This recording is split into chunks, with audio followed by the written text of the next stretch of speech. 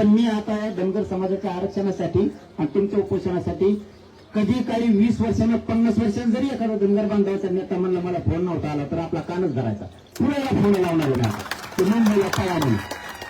आता याच्यापेक्षा काय करू तुमच्यासाठी? आता तुम्ही एक येत नाही तर मला तुम्हाला ताकद देता येणार असे म्हणजे थांब ना म्हणा बंद झालं का त्याला कीर्तन सर त्याला काय बंद म्हणा हे थांब रोजच येतात थांब ना मी आलो मग आज त्याच्या कीर्तन दुपार बघतो आमचं झालं चला तू वाटल्यास मी येतो तुझ्याकडे भाषण करायला जाऊन तू होऊन ते काय सगळे मी पदासंबंध नाही चालत, सगळे ऍक्टिव्हिटी करायला लागते. गावापासून मी मुंबईला आलो तर तिकडे सगळं बंद होतं, मी तिकडे आलो तर इकडचं बंद होतंय. त्याला ना तुम्हाला आतून वेदनाच का व्हायनात मला कळणार, तुम्हाला कोणत्या भाषेत बोलावं मला हेच कळत नाही. बरं तुम्हाला आरक्षण मिळालं मला काय फायदा आहे? तुम्हाला वेदनाच का होत नाही? हे बघा तुम्ही प्रतिष्ठा मान सन्मान सोडून द्या सगळे नेते.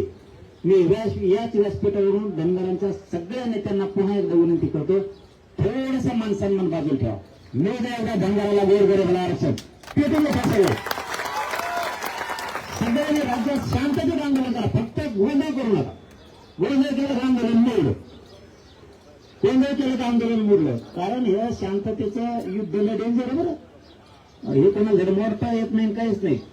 आमचा एक साहेब यायचा माझ्याकडे तिथं ते म्हणायचे सरकारला मोकार असतंय असं ऐकत नाही त्याला जरा दाखवायला लागतं. म्हणलं टाक मोडून आमचं आरक्षण तूच सांगायला आणि गुताला तूच पुन्हा गुताला वडाला तेच येणार ना पोलीस पुन्हा.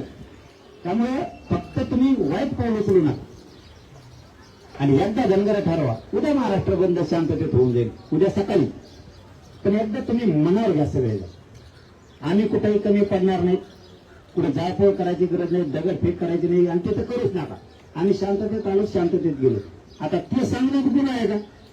परत तुम्ही म्हणायचं तसंच करतो काय हो? आता तेच म्हणत ते म्हणत तुम्ही तसं केलं, मग आता आम्ही म्हणायला गेले ते म्हणते तसंच केलं. आता सांगा तर लागेल आम्ही काय केले, काय डावपेच केले. पण मी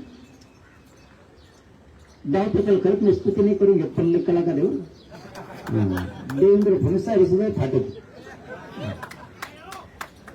कारण आपण डावपेचच तसे टाकतो.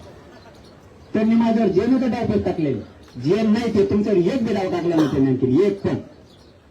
माझ्यावर 2-2 यासाठी बसवलं फडणवीस साहेबांनी, 2-2 तरी पत्त्याने त्यांनाच जार काढायला लावला.